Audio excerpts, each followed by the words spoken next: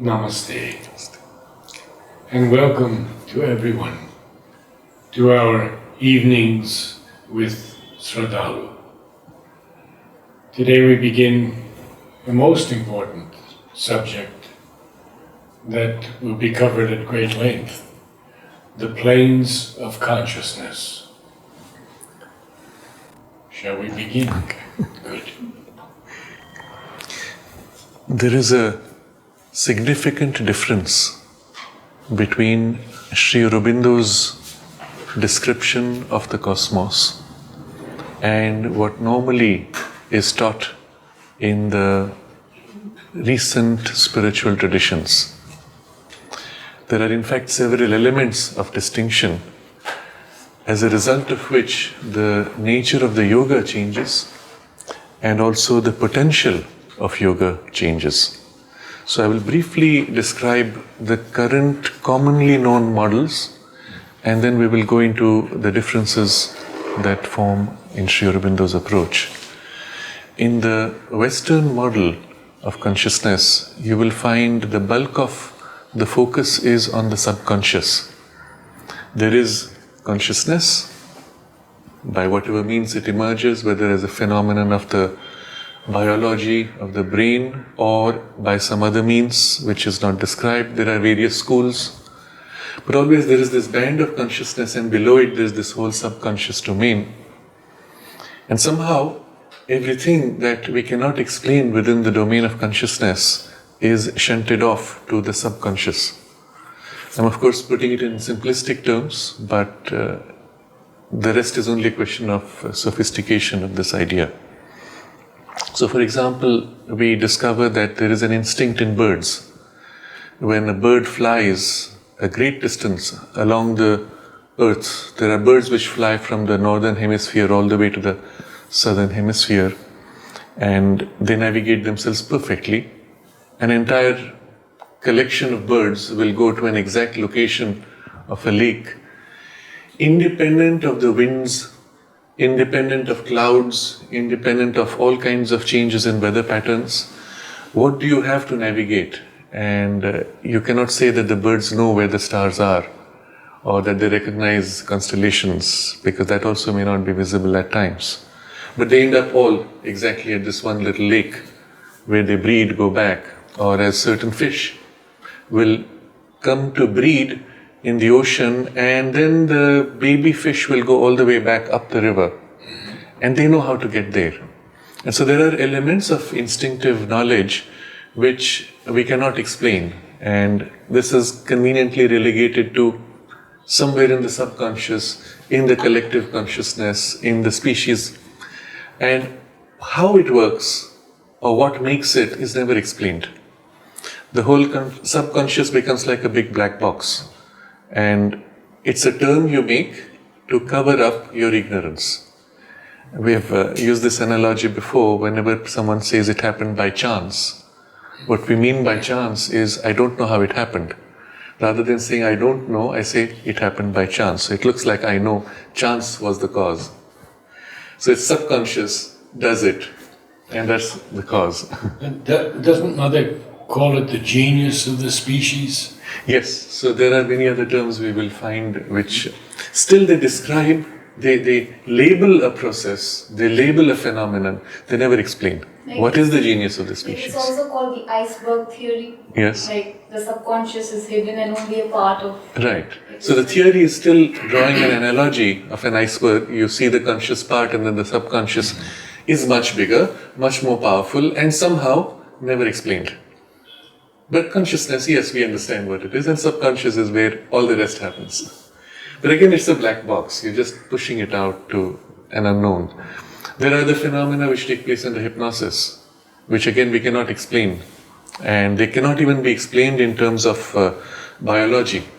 For example, under hypnosis, you can be made to do things which you could not do physically. Your body can be made, for example, to be rigid.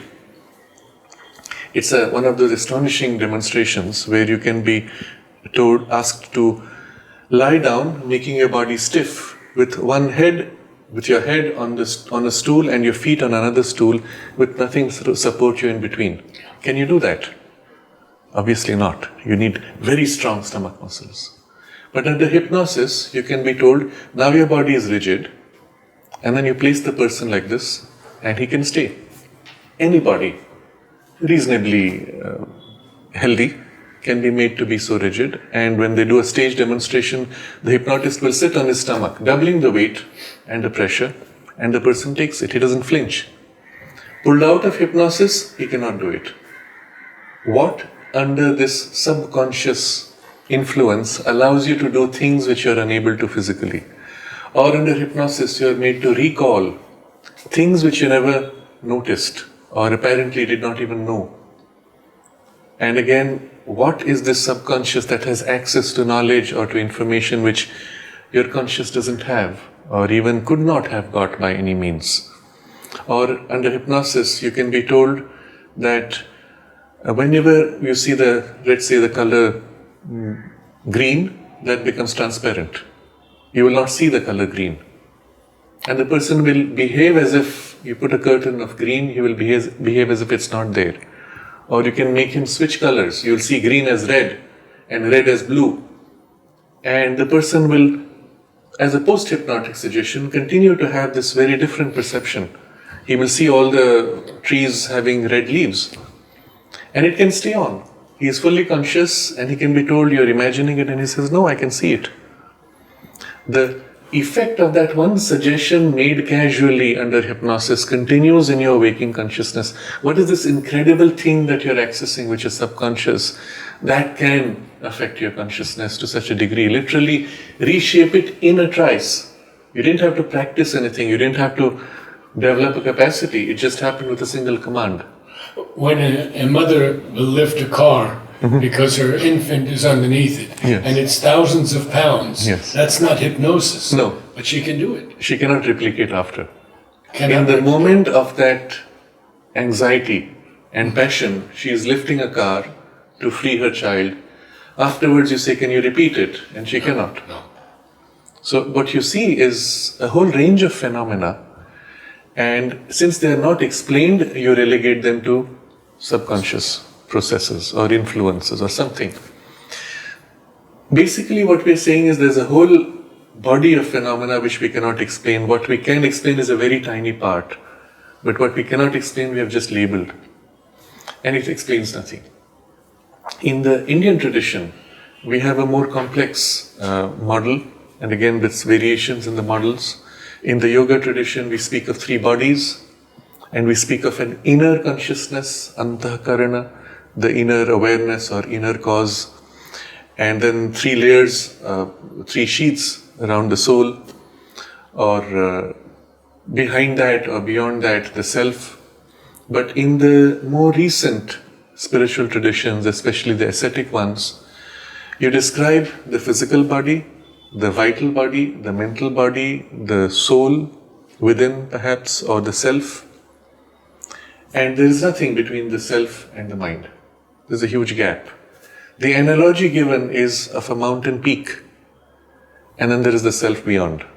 And the light of the self at best can reflect on the peak which represents your mind, and your mind can be partially illuminated but never really freed from its ignorance. And in that you can live long enough until after death you transition out and lose into the self, so that you never come back. But then there is this mountain. Where did it come from? If self is all, then this either becomes a domain of illusion, that's one way to dismiss, or it is a domain of suffering, we don't know how it came. If it is illusion, then Sri Aurobindo points out, you have to ask, where did the illusion come from? Who created such an extraordinary illusion so perfectly, precisely? And again, the tradition does not answer. So we go deeper to the whole question. We discover that, yes, there's a truth to each of these. These models are incomplete. And when we bring the larger picture, we find that, yes, there is a mind, there is the life force, there is matter, but and there's something which we call subconscious. But the subconscious, Sri Aurobindo adds to it the inconscient, which is a degree beyond, which is incapable of awareness, which is in the domain of matter, we will say, so-called dead matter. And all of these are one gradation. There is behind it all a whole realm which is enormous, bigger than the universe that we experience in our narrow consciousness. And that he calls the subliminal. And in fact, it's a term he borrows from the Western psychology. But he says it's not really subliminal the way they describe it. It has its own consciousness. It is perfectly conscious in itself. We are not conscious of it, that is all. And so you have an enormous, infinite, subliminal as if behind or surrounding. And then above this all there is the superconscious. And it is this which makes for the full picture. And all of these are as if expressions of the one self, representing itself in various degrees or gradations of a narrowing of its capacity. How does that one self, which is infinite, become this? Well, there are two powers, Sri Aurobindo points out. The ability of the consciousness to, as if, narrow itself, to put a special focus, and then to make that focus exclusive. These are two powers. So a consciousness which is infinite can still focus on an aspect or a part and narrow itself down to prioritizing that. But it knows itself infinite. But then comes the second power which says, I will forget the infinite and remember only this. And it focuses only on this until it seems as if this is all I am. And it is by this dual capacity that the infinite consciousness successively narrows down to become limited, finer, denser gradations of consciousness, all the way down to its complete self-loss in the lowest, what we call the inconscient. Of course, the question can be asked, why at all it needs to do this? And we can look at it in several ways. And one simple way is to view all these gradations of consciousness and all that happens as one of the many possibilities in which the divine consciousness, which is utterly free, can know itself and dwells on itself. And every possible experience that it knows itself and dwells upon is a reality, is an experience in the cosmos. And what happens is things which are similar tend to sort themselves out. They cluster together because they resonate with each other. So in the divine consciousness, from the finest to the densest, all possible experiences of consciousness exist, but always as aspects or expressions of its fully revealed oneness.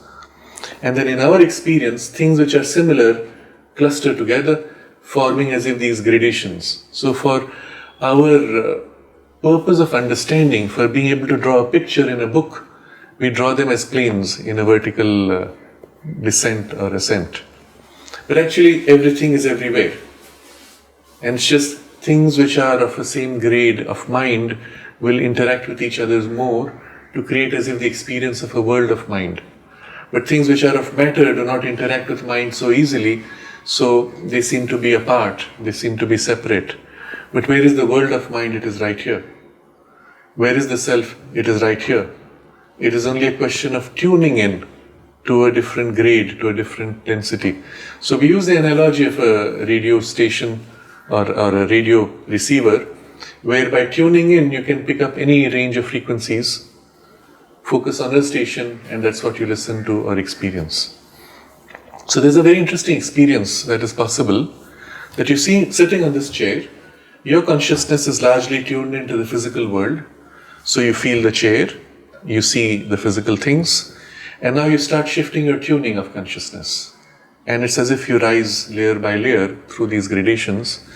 And after a while you're more in the subtle physical domain, and then the vital domain, and the mental, and still higher. And you're as if tuning across a spectrum of gradations, or tuning back, and you're right back here into the physical world with the physical forms. And such a thing is possible because within us we have the full range of these gradations which have been developed and evolved. So the model here is much more complex, much more complete, but there's still something very important which you do not find in any of the current models of consciousness. It is only found in the Vedic tradition, or memories of it remain in some of the old traditions. And this is the idea that in that initial movement, as the divine manifests to become this multiplicity and develops all these gradations of consciousness, each is a world in itself. And so there is a descending movement of what Sri Aurobindo calls involution. And all the worlds of the cosmos are as if formed in that descending movement. All of these, as they form, are as if pouring into the next. So the freedom of the self pours itself into a narrower consciousness, which pours itself into a narrower one. And so by degrees, each of the higher ones is concealed or bound in the lower ones, until going down all the way to the most inconscient. It seems as if consciousness loses itself, forgets itself. And that's the domain which we will call complete material domain of consciousness. That involutionary movement implies all the higher gradations now concealed and hidden into this densest, lowest matter. I'd like to go back to the beginning again and ask you, in the West, how did this unconscious aspect begin and through whom? In fact, what is not documented too well is that a lot of these concepts came from the Eastern traditions.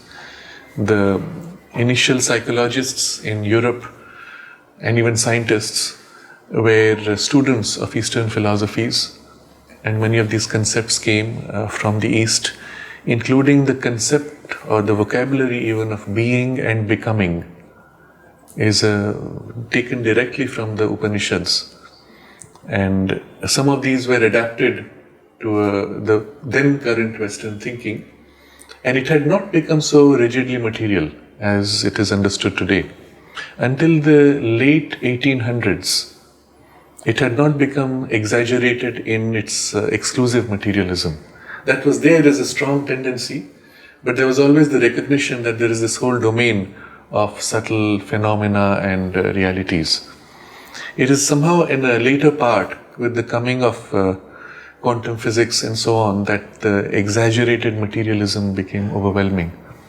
And then it ties in with certain social changes, particularly with the two great wars in Europe, that a kind of a cynicism that came in and the complete denial of a higher spiritual possibility that hardened this position. But otherwise, there were always scientists working in this subtler range and psychology. You see this again in psychology between Freud and Jung, a big difference in their approach. Yes. And it shows you that although the exaggerated place given to Freud comes later, that seems to be more a tendency of the age than the acceptance by all in that period. Still, the attempt was somehow to reduce to material, tangible and measurable terms. We discussed once the attempt to weigh the body, to weigh the soul by keeping somebody on a balance and watch him die and then see if the weight drops so that you can measure the weight of the soul. The idea that there's something which must be tangible by material means was always prevalent, but it was accepted that it could be beyond the tangibility. So this involutionary process then prepares the way for an evolutionary possibility. And that takes place inevitably because in matter, all of the higher grades of consciousness are implied and involved. And if they are involved, then they can't stay bound for long. Because if the consciousness is essentially free and essentially infinite, you can bind it as much as you want, but somewhere it retains the memory of its freedom and its infinity. And so that memory acts as a goad and nudge, and little by little it starts pushing its way out. Out of what? Out of matter. Out of what appears to be inconscious, incapable of consciousness. So out of dead matter you find the first push, spring of consciousness bursting, collapsing, bursting and collapsing.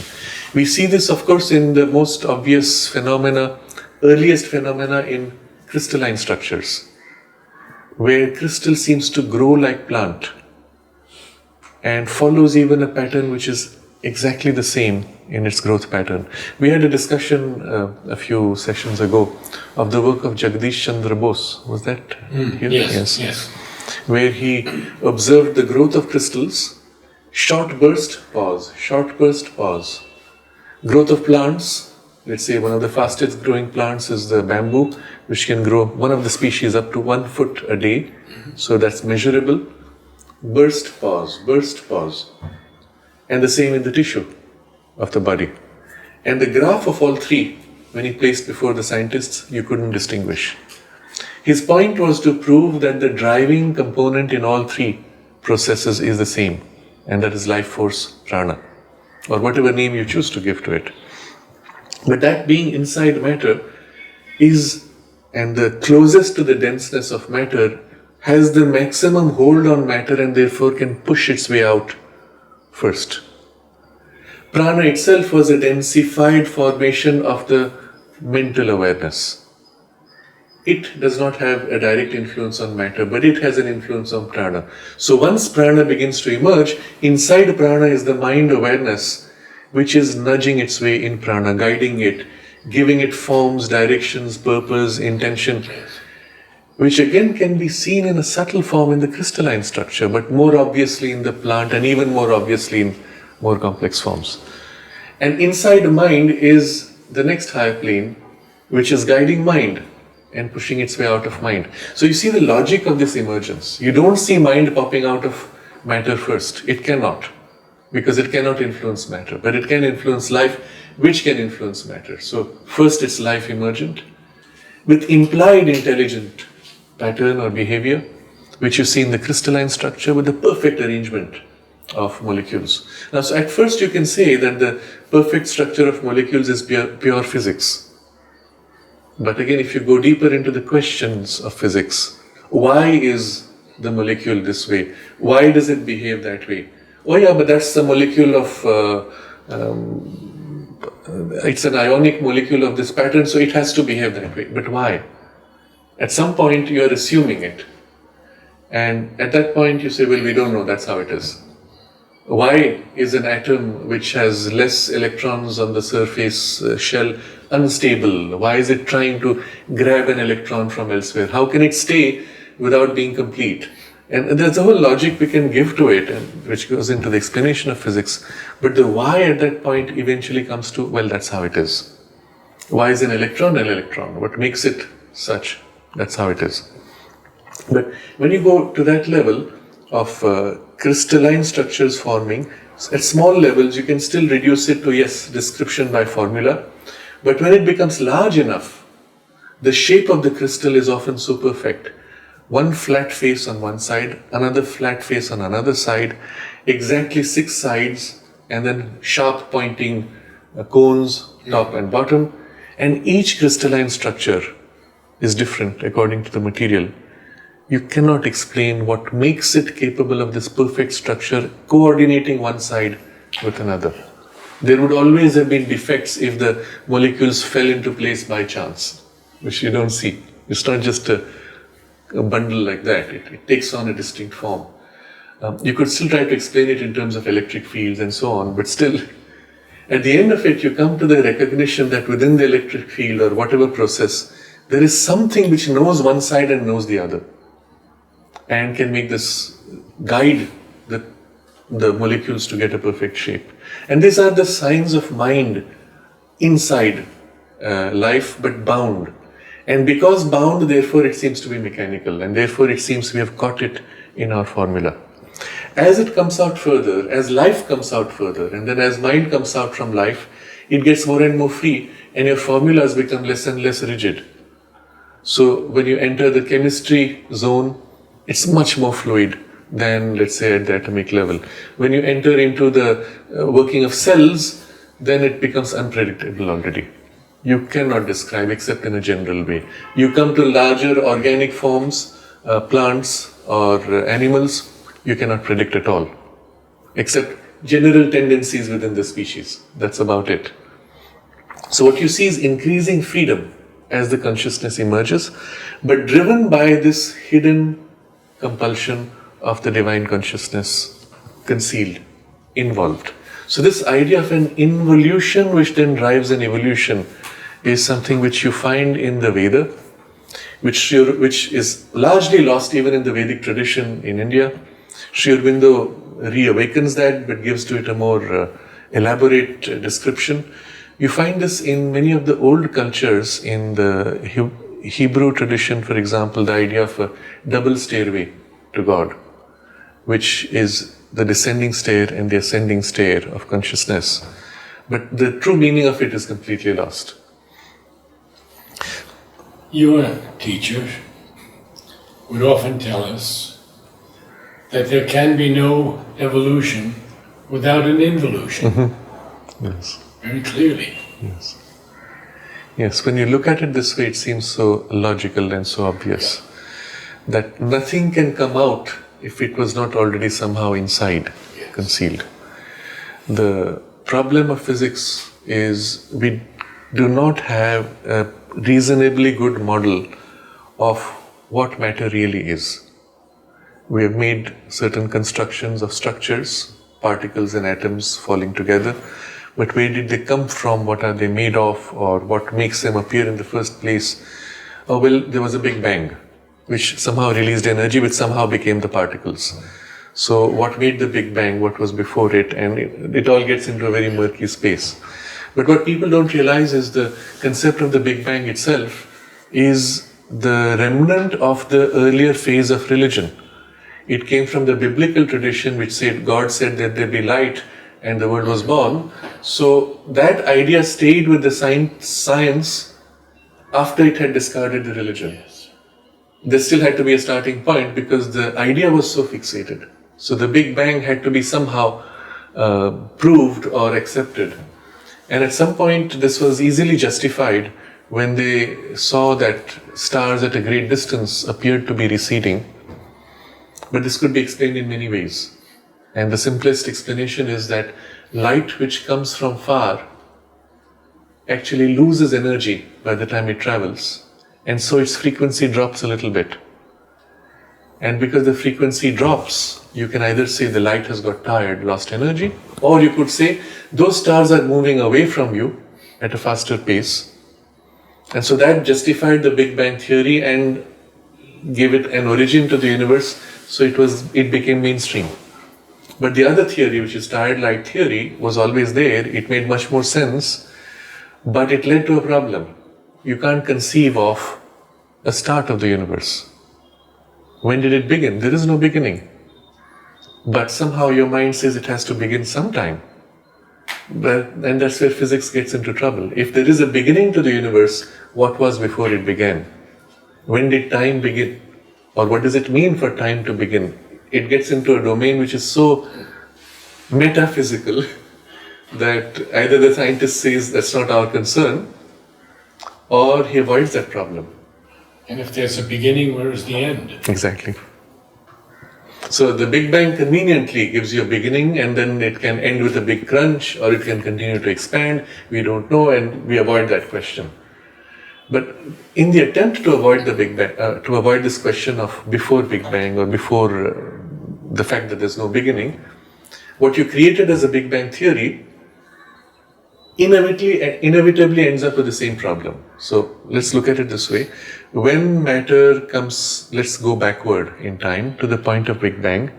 As matter is coming closer and closer to the point of Big Bang, there's a huge gravitational field which makes space bend, time slow down, until at the moment of the Big Bang, space squeezes upon itself into extinction, time slows down until it stops, and so you never reach the Big Bang. So the farther you go back in time, the slower time becomes until you never reach the Big Bang. So what you've done is actually what was eternal, that is, it has no beginning and no end, you mathematically squeezed into a finite band. But approaching that finite edge, you never reach it. It as if still imitates eternity. So these are all strange ideas. There are very simple solutions to this, which is to accept that there is no beginning and end. The nature of the universe is eternal.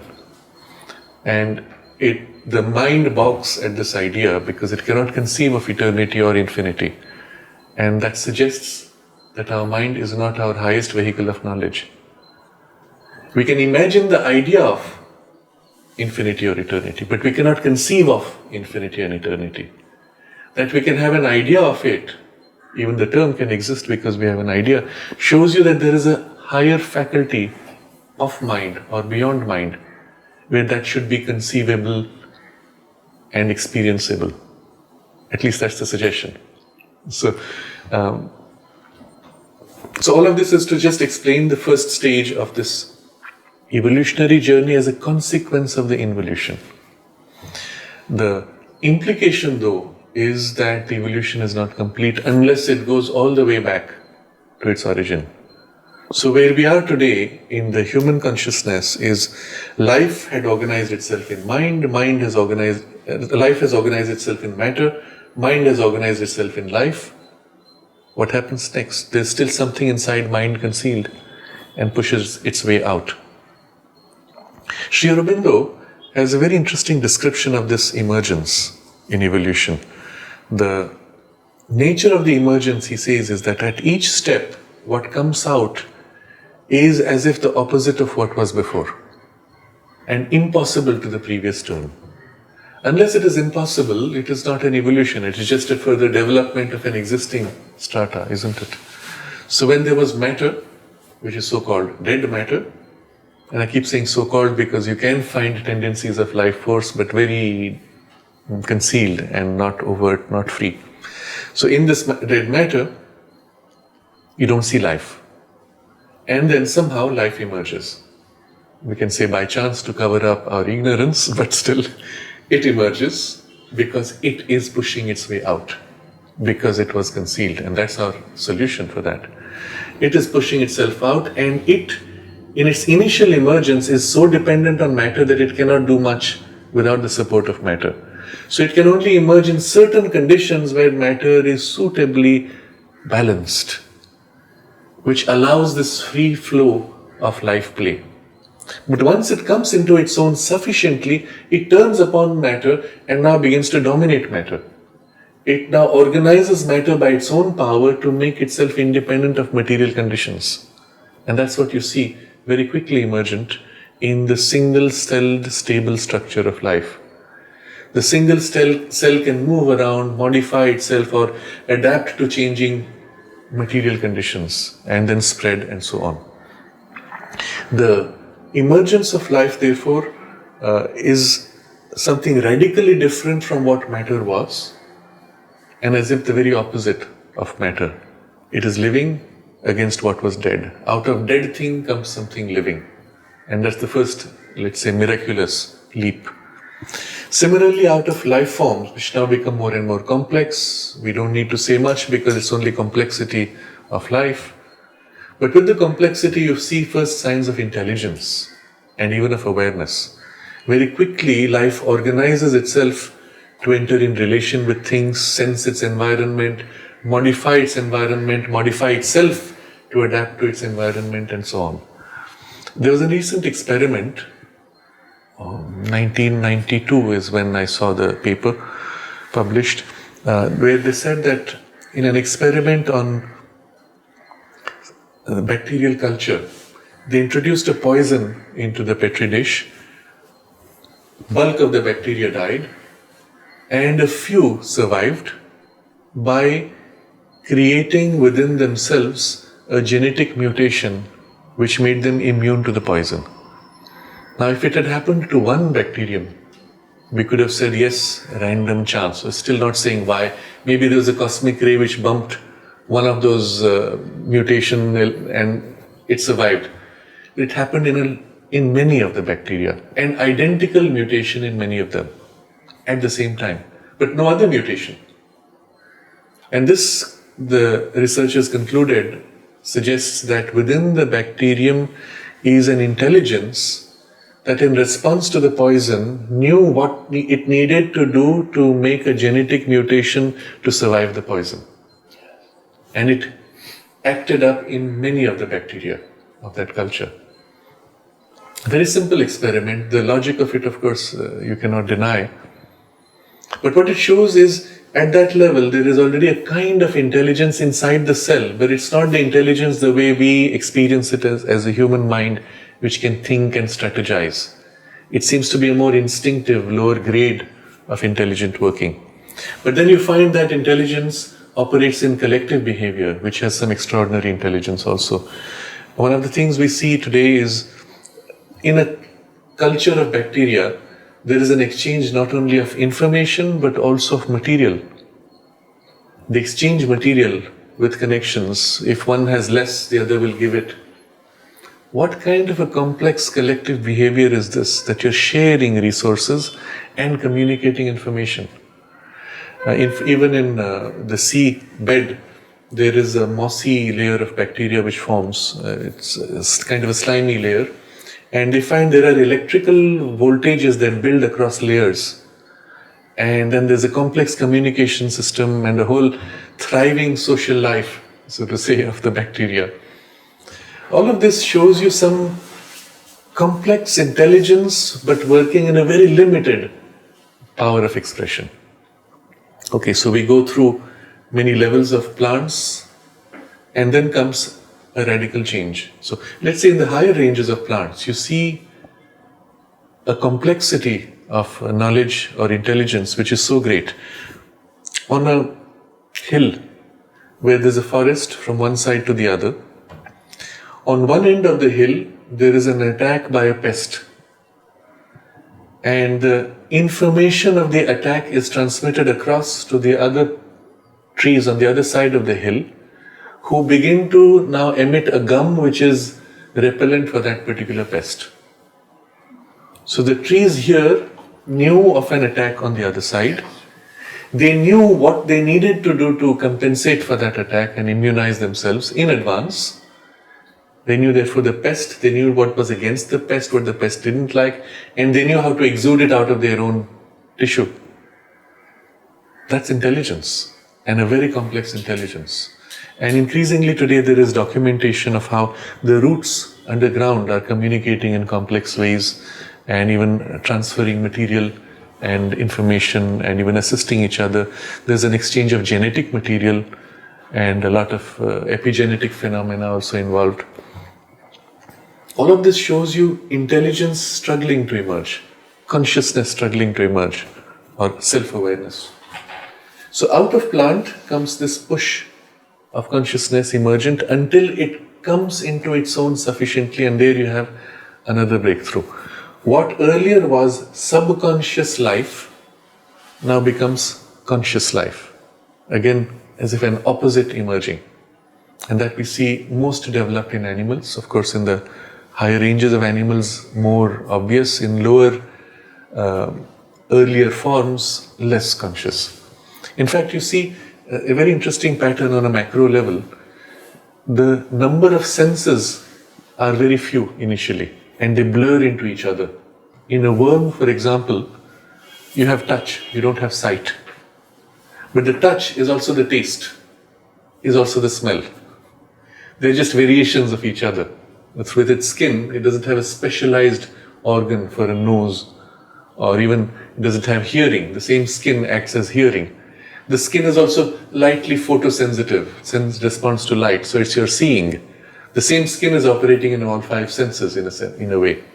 As it grows more and more complex, the five senses differentiate, create specialized organs, and now come into their own as separate powers.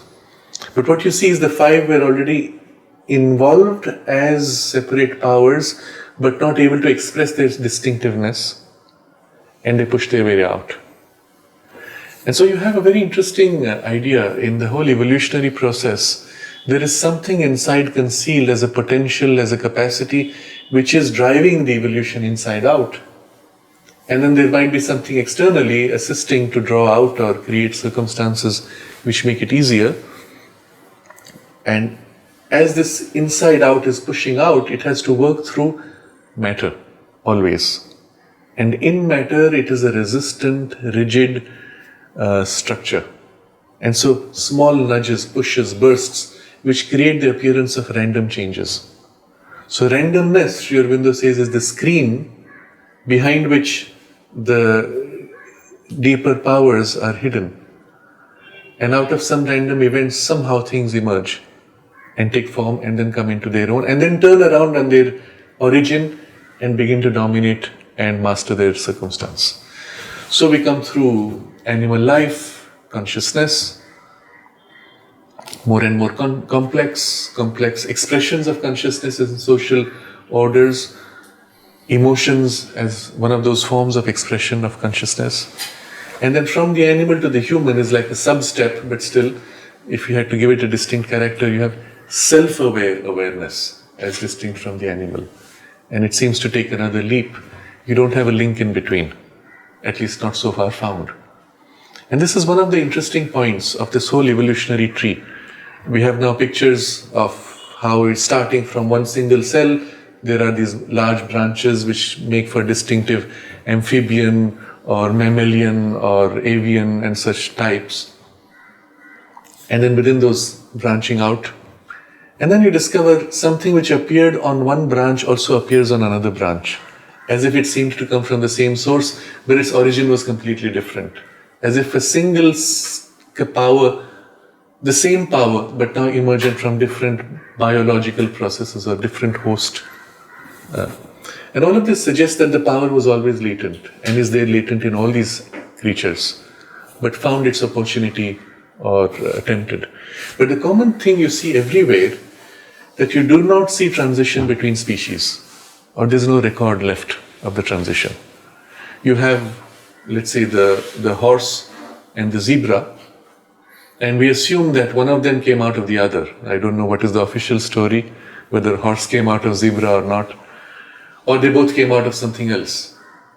But if that is so, that's something else, and we may find, let's say, fossil evidence of that something else, we do not find in-between links. We do not find a continuum of changes which brings you to this new species. And so it's one of the problems of evolution, which gives a lot of strength to those who are against the concept of evolution for religious reasons again, not for rational reasons. And a lot of this comes from some of the biblical traditions which say that God created everything in one go. So there is no evolution.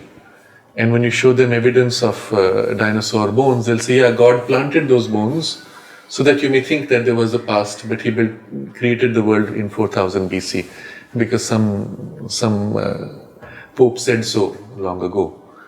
Of course, that has changed. Today, increasingly, even within that group, there are people who recognize, yes, there was some change, but it is still part of the God-created Big Bang. And they still have a creationist museum in Kentucky. And they pick out all these flaws to the evolutionary theory. And it seems, if you take only that side, it seems to justify the fact that there could not have been intermediate steps because we have no evidence for it. We still don't have evidence for the transition from ape to human. We find many human types, and they have now come to nearly a dozen human types, but we still don't see things in between. And so that seems to justify their idea, God designed it and made it happen, that's it. But once we understand this inner impulse of powers of consciousness, which are already up in the original consciousness present, more and more concealed through the involution, a power pushing out when it gets a chance will rapidly emerge. And it might happen within 2 or 3 generations. And once it has formed what it needed to express itself from an inside-out drive, it stabilizes because it has come into its own. In the same way as what we discussed earlier, emergent consciousness turning upon matter now pushes back and comes into its own. But this process of initial struggle of emergence may be long, but once it has emerged, it can quickly turn around and seize on the situation. And so the actual transition, if it involved a series of steps, might take place within a few generations. And therefore you don't find enough fossil evidence for these things. If at all there was, it happened in a few species. And then after that, the changed form multiplies. Why is this important? I'm dwelling on this not for academic interests, because this has huge implications for humanity today. All of this which we are describing, the same process is happening within us. Within our mind, within the power of our intellect or thinking mind, is involved a still higher power. And that is guiding from inside out. That is pushing to form its new organs. Whether those organs are biological or psychological is not the point. That they are organs through which the powers can express themselves. And in the initial push, there may be a struggle. Once they come into their own, suddenly, within a couple of generations, they will then hold on to their own and push back on that which resists them. All of the past evolution which we are describing was driven inside out by, we will use the general term nature, or the intelligence concealed in nature, and was a slow and laborious process. In the human being, though, we have the capacity to become conscious of this power which is active within me. Oh, I have the power, for example, to get an insight, to get knowledge without going through a process of thought and intuition. And I experience it occasionally in flashes. What happens now? Oh, I noticed it happened when my mind was in such and such a state. And I shaped my mind to make it supportive of that state and help it to happen, in which case I don't need to wait even for those few generations of a biological slow process. I accelerate and make it happen consciously, actively with my participation, and I make it happen right now, in my lifetime. So the potential for this transition is that from the human mental consciousness to the next, whatever step it is, can happen in a single lifetime. We are seeing it now in many people. The fellow who could see the planets. Yes. Yes. Ingo Swan. Ingo Swan. Yes. The abilities which we associate with siddhis or psychic powers would be part of that emergent process, but in itself not necessarily of a spiritual value. Mm-hmm. They are still powers of the vital or mental consciousness in its own horizontal expansion of potential. But a grade of consciousness higher, which is not dependent on mind process, as for example intuition, that would be the forward step in the evolution. But along with it will come the widening of these powers and the freeing up of the powers still latent in our mental and vital consciousness, including these. So the reason I'm going in great detail in this is because it has very important implications. So this is one problem of the evolutionary theory which came from the random chance mutation, which was popularized by the Darwinian school, let's say. And with that came the other problem. If this is happening, then it must be happening extensively all the time. We don't see sign of it. It happens once in a while for no reason, so they say it's random, which means we don't know why, but it happens. And then suddenly the new species emerges and the old either dies out or cannot survive for some reason, maybe climate change or something else changed. So they had to bring in this idea that the newer species eliminates the old. And so the idea of a domination and a struggle and a fight. Survival of the fittest. Survival of the fittest. Yes. And so the concept of evolution was given this very crude and coarse idea that evolution is inherently destructive. The superior will destroy the inferior. And that came from that school.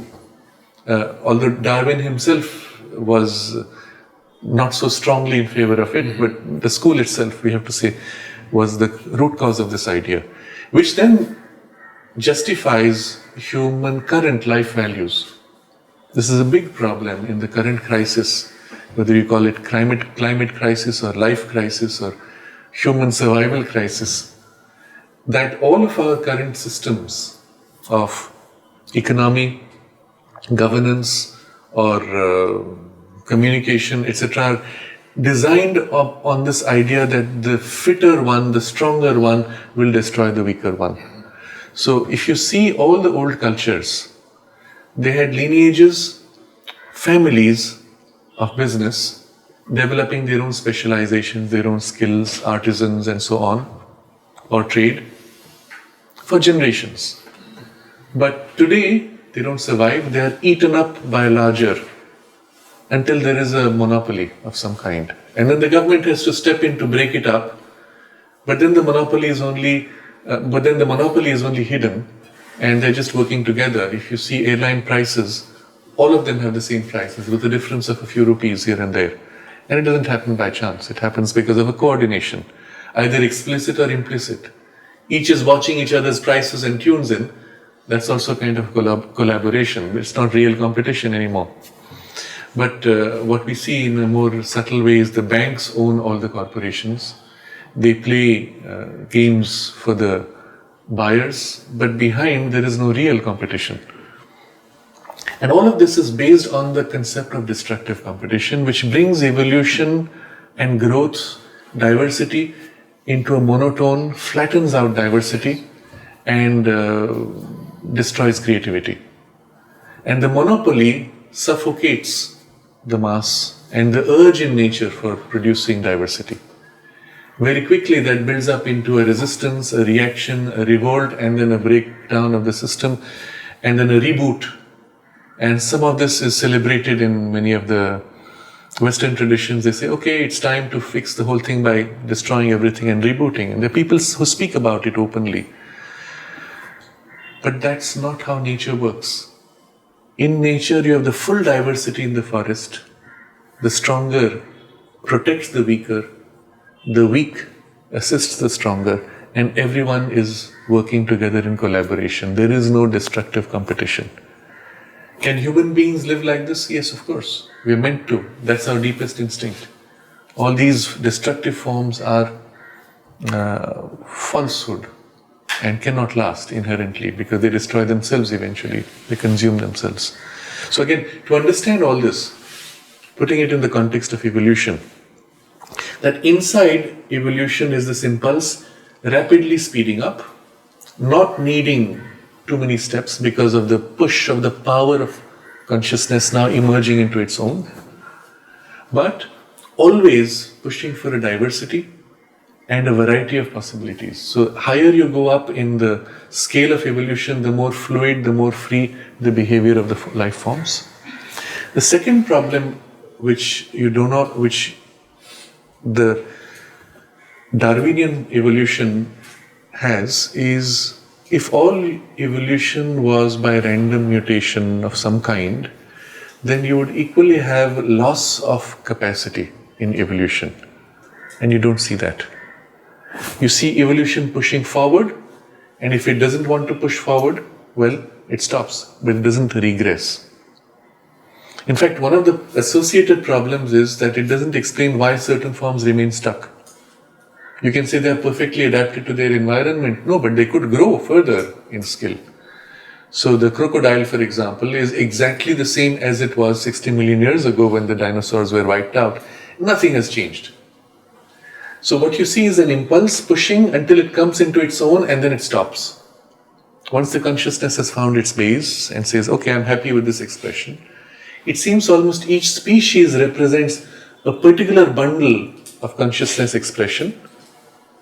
And having reached it, it stops and then only develops a little bit in skills and capacities, but in a narrow band, varying. This is not explained. And the only explanation which comes from the yoga perspective is this. Remember the involutionary process and the worlds which were formed there, and within those worlds the powers playing out their play.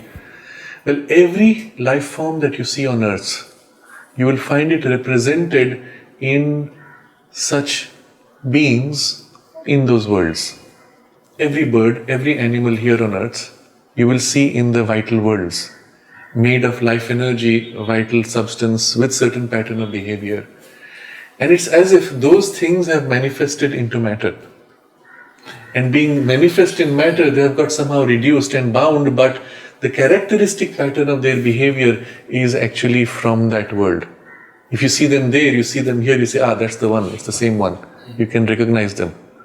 So let's say the zebra and the horse both exist in the vital world as forms with a particular quality of energy, behavior, pattern, etc., of which these are embodiments. And once this has come into its own in the material form, it doesn't need to grow further because now it's complete as it was there. So the implication here is, again, very important for our evolution. While there's a push inside out, which is pushing to develop powers, as it comes into its own, there is a pull from outside in, from the equivalent power of consciousness in the other worlds. And there's a resonance, because it's the same energy or the same faculty, the same power of consciousness, now emergent from involved condition and the other from its free condition. And so that, as if assists and draws and helps, while from here within it pushes out. So there is, we will use the word, a prototype or an idea of horse, of the species consciousness, and it lives in the vital world as a species being, because in the vital world, the affinity of consciousness is free, it is not bound, lies in the material. And so the horse species will have a group awareness, even as there might be individualizations of it. And so the species consciousness belongs properly to the vital world, of which the materialized embodiment is a representation or a special form.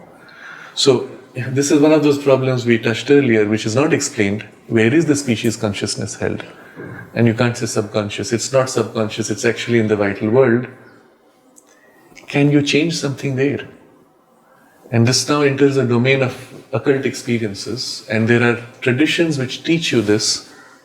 For example, to do with snakes, particularly the snake charmer lineages. They will teach you to enter in relation with the species consciousness of the snake, which exists in the vital world, and it's one of those very low grades of vital. It's a lower vital world, easily accessible. And you make friends with the species.